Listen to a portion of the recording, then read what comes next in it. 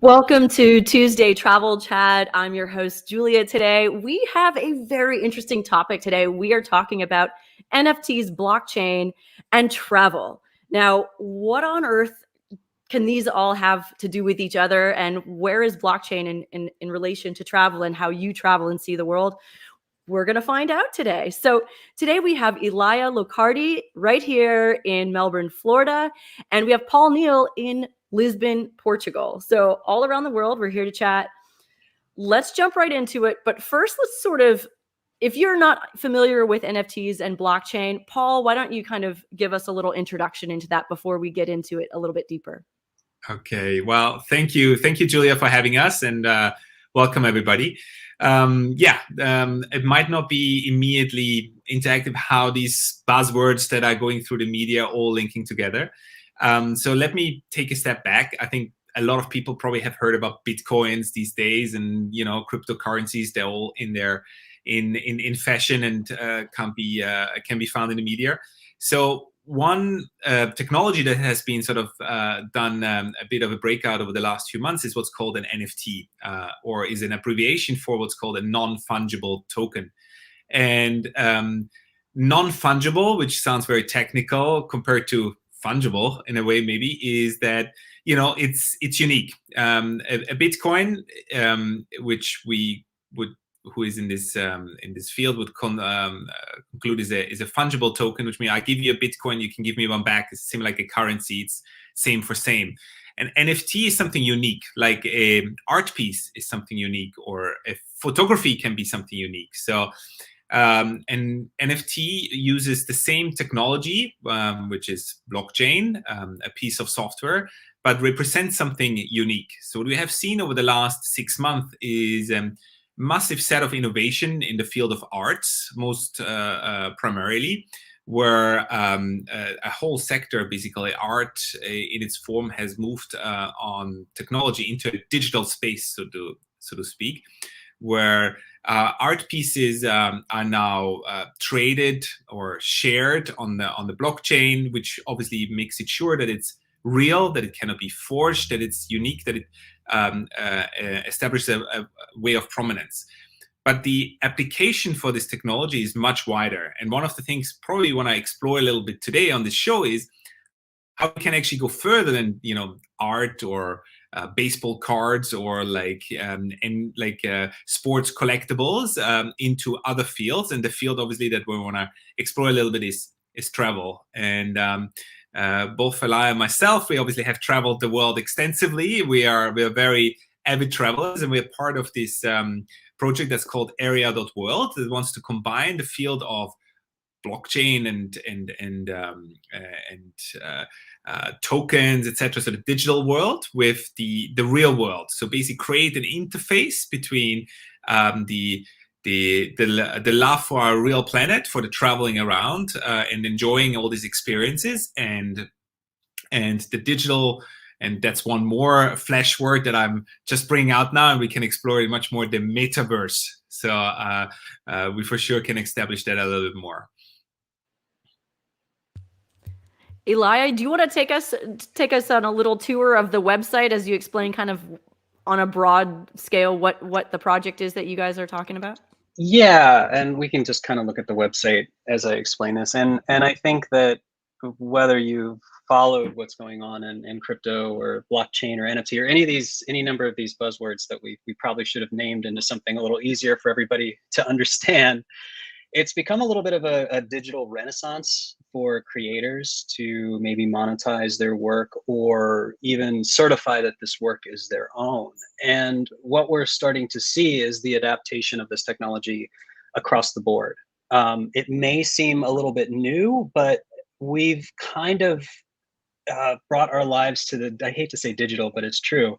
In the travel realm, before Instagram, we'd see photos. We had Flickr and maybe Facebook, Google Plus, and things like that. But as soon as these sites and social media started adapting so quickly, we started to really see these locations every day, all over the place. And then people are going, and the planet felt really small. But what happened though is, and I've seen this firsthand so many places, is that same connection to social media, or that digital sense, has taken us away from the joy of travel. In fact, a lot of people are just going to kind of get that perfect Instagram photo, or it's about that selfie, or it's about this.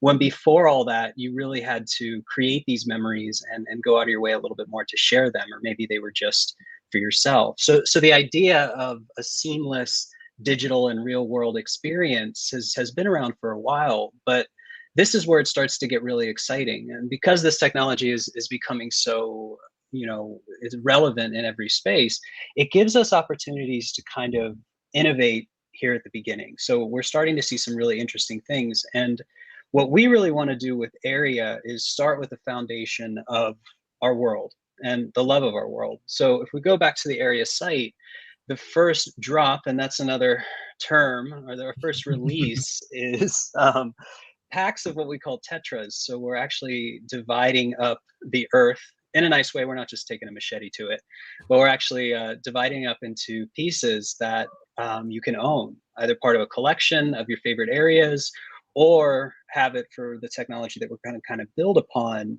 with our next layers. So we are pretty new to it. We just kind of launched this, and it feels like it was just a few days ago. It was like a week ago when we launched the original tetras, and it's something that we're hoping to build upon as we speak. Yeah, and maybe the last slide basically shows it really well, like or the last piece of the website.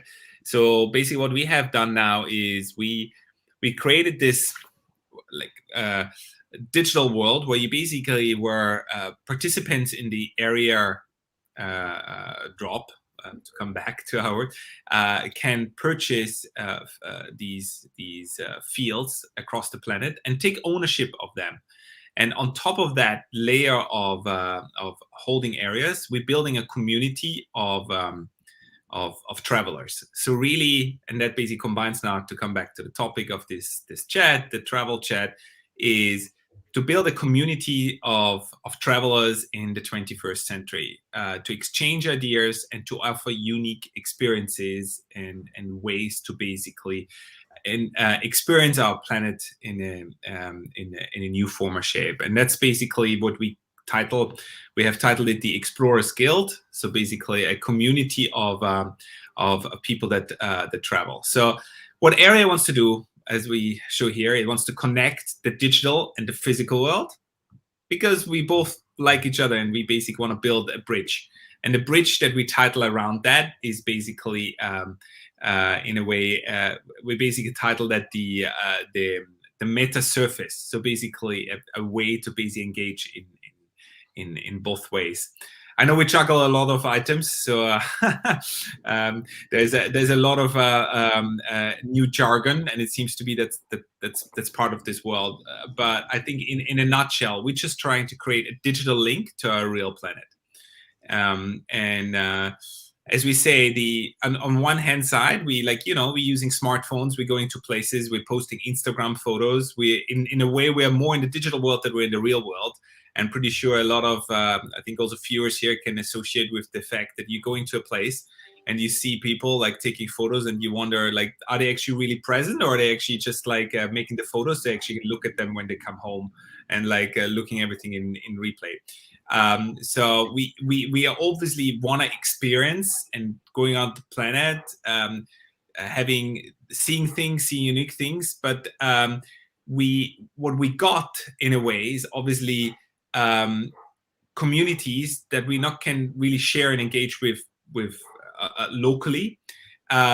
The platforms that usually now manage this stuff is very monopoly organized, and we obviously have big conversations at the moment that a lot of our digital content is obviously monopolized by a few platforms that basically dish us out whatever they want. So what we want to really create, what this digital and decentralized opportunity of the blockchain allows us, is to basically give the power and the the way the content we consume and the way we do it back to the users in a way. And I think that's something really useful, where we're not really steered from a centralized fashion. And I'm not going to name now from the social medias that we all use, but like where we basically going to get the blogs that the most ideal is that an algorithm determines for us, but basically more user driven. So I think that's something that's really close to our heart, and that's basically the community that we want to build around that. So I think that's probably explains it easier than throwing around a lot of jargon. Well, and both of you, let's take it back again for the beginner. How do we get to that community? Because I think people understand purchasing of Bitcoin in using blockchain technology, purchasing of that. How do we get from Earth here to purchasing that to getting back to the community? How does it all connect back to having that community? I'll field it. That's fine. No, I love that. It's right. I know. I like how Paul's like, yeah, the jargon and everything. So it's a little confusing. Yeah, an NFT can be anything, right? We've seen it be a tweet or a meme or a piece of art or a plane ticket or a hotel. Like it's basically something that you can have that's unique, but you can also trade it. And it does have sort of a basis of cryptocurrency, in that an NFT is actually a unique token as well. It doesn't just have to run on one piece of the blockchain. That's where it gets a little bit confusing. Right now, people usually talk about Ethereum, which is sort of the number 2 cryptocurrency right now. And Ethereum isn't the only network that supports NFTs, but it's currently the most popular. So if you go to any of the bigger exchanges, OpenSea, Rarible, things like that, you're probably going to see things listed in Ethereum, though a lot of it's trying to remove that barrier, and you can pay in US dollars and it converts it for you. But essentially what you need is what we call a wallet, which is actually a good term that we actually came up with. One of the more popular ones is MetaMask, that you can basically transfer your Ethereum back and forth from other accounts or ledgers or anything you have like that. And when you mint or purchase an NFT, it actually goes into that wallet, and then it can be transferred to a hardware system or anything like that. So it becomes a digital asset that you own, and that it's imprinted on the blockchain, on the ledger forever as an NFT. So the creator's there, your wallet address is there, everything's there. For Area, we're working with MetaMask as well. So you just connect your MetaMask and you can click on that buy a pack. And it's a little different. We actually built our own internal marketplace to make it even easier. And what's really fun about ours is it is a collection of, pieces of the earth that are collectible. We can collect them, we can trade them, we can examine them, look at them, and things like that. But what makes us a little bit unique is we knew if we just opened up the world for bidding, London, New York, they're all going to go. But that's not what we're trying to do. And we've seen those trends in travel where we're kind of overcrowding areas and, there's beauty all around. So we decided to randomize it. So when you actually purchase it, you get 10 areas, 10 hex coded areas, but 10 random ones. We don't know what you're going to get. You don't know what you get. Nobody knows. They're actually revealed on purchase. And what we hope, and what we're actually starting to see in our community, and if you look at the top of the website, you can join, you can follow us on Twitter, and most of the conversations happening right now in this NFT space are on Discord, which is basically a chat room. We're seeing people really dig into their areas. So everybody's excited, like they get, London, that's great. Like, what's there. But when people are getting sort of the middle of Central Asia or parts of Africa, they're really digging into it and finding out, wow, there's a whole culture there. Or I didn't even know all these things existed. And it's kind of ushering in this new wave of people who are more interested in these other parts of the world. So where we hope to build on that is start to focus on some of these areas that are maybe a little bit more or underrepresented. And I think Paul and I both have experience trying to get off of the tourist path or the normal tourist path and get back to that sort of adventure experience. Paul's a professional explorer, so he's always looking for those things. And as a photographer, that's something that we've started to take for granted. We look before we go, right? Like you're going to go to Santorini, you see all the photos, you know what you want. But before all that, before we, had to look at magazines, we'd go and we'd experience things based on when we find things and we discover things. So what we really want to do to initially tie back the digital to the physical is find a way that'll invigorate our desire and our passion for travel again. You know, rather than this preset experience that we're looking for, is that sense of adventure, that sense of exploration, and basically just trying to bring that excitement or that curiosity back. Mhm. Okay, so here we go. We're going to do the Julia translation here. Sounds good. So, like a pack of baseball cards, you Exactly. are buying a Yeah. random pack, and then of course this is in the digital space. So now we're getting those randomized areas, and those you're taking ownership of those area. What did you call them? Pieces, Yeah. We call them hex areas. spaces. Yeah, we call them more tetras. We like to call Tetras. them. Okay. So you have your spaces. And then once you get in there, it sounds like there's already a digital community that's happening within Discord, within whatever spaces that people are talking about this, where they're getting excited. They're talking about, they're sharing online. So not yet it back in the physical world, but just they're sharing online about it. And then they themselves are researching. They want to know more about those areas that they've acquired, and they want to know what those places are. Maybe with the intention of hopefully going to visit those areas one day. Is this what Yo, you're? That's part of it, and Paul can talk a little bit about the Explorers Guild, which is the next level that we're building. Yeah, so what was very interesting to see, and it's funny how communities grow organically, is on this Discord channel, people pick their, for lack of a better word, the baseball card pack that go open. It's like, oh, hey, I picked up like the south of Sweden. And the first thing the person shares is like, hey, yeah, it's really interesting. Here is like a really cool national park. I should go there next holiday. I should actually visit this. And then some other guy is on the Discord. I'm actually from there. I can give you some tips, which basically says like, hey, we're living in a globalized world where people from all sorts and backgrounds basically can share and information exchange. And especially when it comes around travel, you realize we have consumed a lot of filtered and curated content, and like a lot of things on a peer-to-peer measure can build up. So one thing that we want to build on top of these areas, these baseball card packages of places around the world, is applications. And one thing that we're building is obviously any kind of exchange of geolocated assets. So you basically showing here the slide of the meta surface, which is basically, I think I mentioned the word before.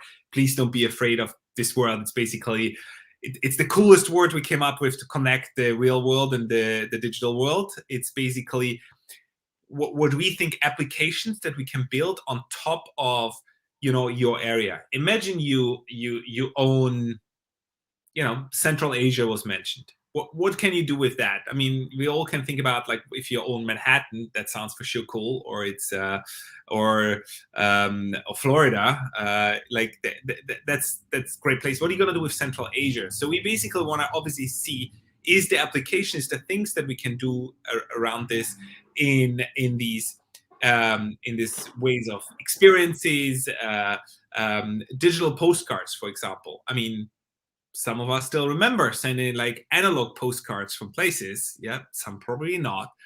Like, what can we say of memories that we basically can share with our loved ones back home that we have been in place?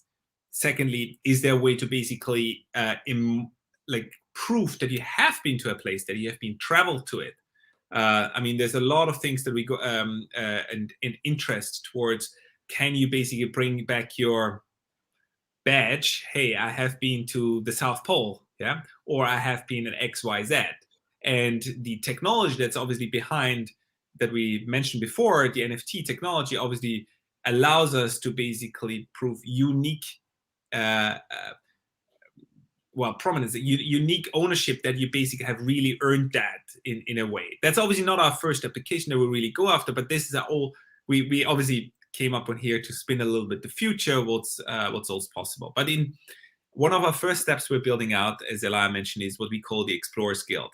And it's basically a community of travelers and explorers around the globe that basically are want to exchange interesting parts. And basically the way to become a member of this club is to be a holder of 10 areas. So basically to buy one pack that allows you to be a member and basically exchange certain benefits. And the benefits of that is going to be around what we show here: access, basically access to unique possibilities. We basically thinking of bringing into the blockchain things like unique hotel room, cruises, travel options, or other things that otherwise, as for an open-minded world traveler, are hard to acquire. The other flip side of that is experiences, unique experiences. We Eli and myself, we both love to go to very unique places around the world, exotic locations, etc. We, for example, thinking for next year to putting together our own area Explorers Guild expedition, for which then members of the Explorers Guild have access to participate and have unique access to these to the experience. And the third factor is obviously around social, like obviously creating a community where any exchange, and this can be in a digital universe. Obviously, the last 18 months we spent way too much time on virtual social events and having cocktails on Zoom and other virtual platforms. We obviously now, as the world hopefully reopens, intend to have them also in real as pop-up events across the planet. And Elia is working on one as we speak, on our first one, hopefully soon happening next week. And the last part, which I'm very obviously very happy about, is taking stewardship. And one thing Eli already mentioned, what we detect is already people. I mean, in the end of the day, imagine yourself, you're picking this base cover, and then you're getting allocated a piece of land somewhere on this planet. You have never been there. Now you could just like ignore it. But what we have realized is that actually the owners of areas take interest in these random places around the planet, starting researching them. And one thing that we want to build out is how can you then build stewardship towards issues that our planet has? Because at the end of the day, we have one planet. We cannot replenish that. We can build digital universes in our minds forever, but at the end of the day, we need to figure out how we keep care of this unique world. And this is something we want to build into this community. Are there associations that we can build with the causes that bring that obviously can harm or at the moment damage the experience that even we as travelers have? And I mean, we can name countless of them. The issues we have with sea, with pollution, with even tourism in certain places. And is there a way how we basically can mirror this going forward? That's one of the things that we want to build out in this Explorers Guild. Well, and I think it's really neat, some of the things that we had discussed. Imagine a ticket. Now this token, maybe if you own that piece of area, maybe that's your key to whatever, an entry into something that only the person that holds that area can enter. And then if you sell it or trade it, then other people get to experience that, but only that holder. And there's some very interesting things that could open up in the world of travel and experiences if, as we keep developing and we see these things grow.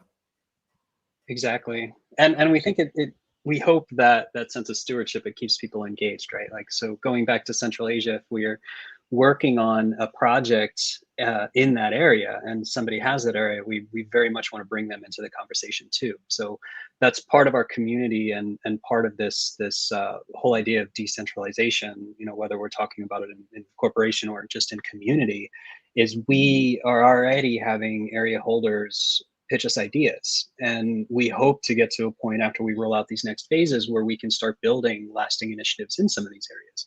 So obviously the really beautiful exotic areas, they have their locations that are doing really well, but tourism can also be harmful. We've seen that. So we can spread out the tourism into different areas. Or we can highlight certain causes in these grouping of areas, so these regions. And then by sort of harnessing the power of the NFT community and also digital assets, we can probably bring more attention back to these specific causes, whether that's for green initiatives or animal welfare projects, or basically all those ways that we can continue to link back to and give attention towards these places, and hopefully continuously engage the community of area holders to maybe show some pride in the areas that they hold, or do more research into those areas and be involved in the campaigns that we produce. That's great. It's a sense of ownership and pride that people want to. It's their way of being able to kind of give back and take their little piece and know which piece that they can take ownership of to improve. Yeah, and it's fun too. Like even if we don't talk about the layers that we're going to build on top of it, it is just kind of fun as a collectible too. As we build more interactivity into it and what you can discover. I think, and Paul mentioned, yeah, we've done pretty much everything on Zoom, right? Zoom weddings, Zoom cocktails, Zoom everything. But it kind of has ushered in a whole new genre of digital travel, right? Like we're using Google Earth more. There are a lot of things kind of linked together into that world. So I think that there's room for that as well. But I also think that we are ready for those real experiences. But I also feel that a lot of that digital travel can be very satisfying too, because I know we can't replace the act of actually being there or experiencing something, but I think that level of curiosity allows us to learn more about places. And I think that's kind of where I've been, where I stopped the 20 to 25 countries a year, and now I'm at home with my daughter, which is great. But I've been able to really dive in and research the next places that I'm going, rather than just doing enough research. I've probably learned more about the world taking a pause from travel than when I was just circling the globe and visiting, which is really interesting. So that's where we're really seeing this enrichment on the digital side. And we don't want those things to be separate, obviously, but we also don't want them to get in the way of each other. But we very much can sort of unite this and make even if you think about checking in to different parts of this area and seeing where a part of our Explorers Guild is, where they are, and linking to their stories and linking areas together. There's a really cool layer of interactivity here that's kind of just waiting to be discovered. Great. And I know that you have your website, www.area.world. If people are looking to, maybe they're not quite ready to purchase their areas, but they're still curious about it, what's the best way that they can kind of get involved and start to have those conversations? The best way would be go on our website. There is a button in the upper corner. It links you to Discord or Twitter, and just get in touch. Join the community. You don't need to be. You can go on the Discord. There's a general chat. You don't need to be a buyer, but there is a very active conversation, and it's not always going about areas.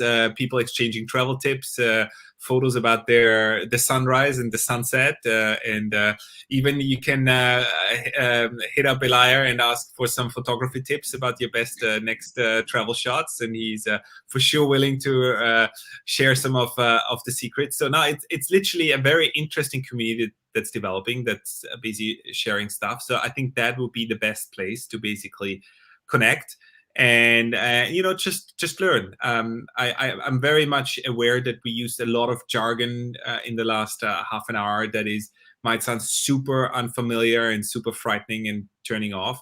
I think the best thing is here, keep it very simple. Join a community. Ask the questions of the things that might sound strange, and we all embarking now on this new world that's reopening. And as Elia said, the last 18 months were interesting. It allowed us to research and add to the top list of things I want to go. And now it's so long that I'm probably never going to get to the end of it. But we all want to go out there into the world. I hope we can add and enrich that world and add a new layer that basically allows people to exchange more and more interesting experience and as we say, take stewardship of our planet. So the easiest way, yes, go to our website, join the Discord or join on Twitter, and that's the way to interact and get into the conversation. That would be great. Yeah, and remember, if you are still looking just to travel, you're not ready for the NFT world, but you are looking to just travel somewhere, whether right here in the US or you're ready to get back out there and cross the pond, connect with a travel specialist at gotravel.com, and we will be happy to help you get planning your next journey. In the meantime, I know that you guys have Elia, you have a full day ahead. Paul, I think it's almost bedtime for you. Final word, tell us about your favorite place in the world. Go, Elia. Oh, you know, I think Paul's got me beat, but I've been to more than 70 countries and about 12 years of full-time travel. And honestly, it sounds funny, but I could easily pick a little village in Italy or somewhere in Iceland or New Zealand, but the more time I spend at home, the more I've learned to appreciate it. So I think we're really lucky with our climate here in Florida. Very lucky with the beach and aerospace, but honestly, it's going to be here. Especially, I have a daughter who's just turned 2 recently, so that's sort of probably skewed it. But my favorite place is right here now. That's awesome, Paul. Difficult, because it's so difficult to say where's home. But I think my 2 favorite places in the world is 2 places it's not possible to travel to at the moment. So that would be Hong Kong and Japan. So eventually Asia is going to be open again, and you know, we can explore the far east of Asia again, and you know, fingers crossed.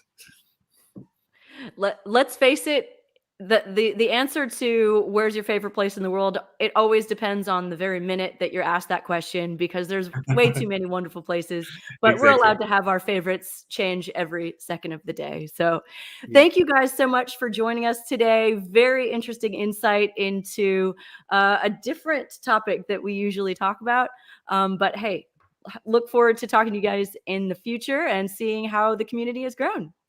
Everybody, we'll see you back here Tuesday at 2 for the next Tuesday Travel Chat. Have a great week.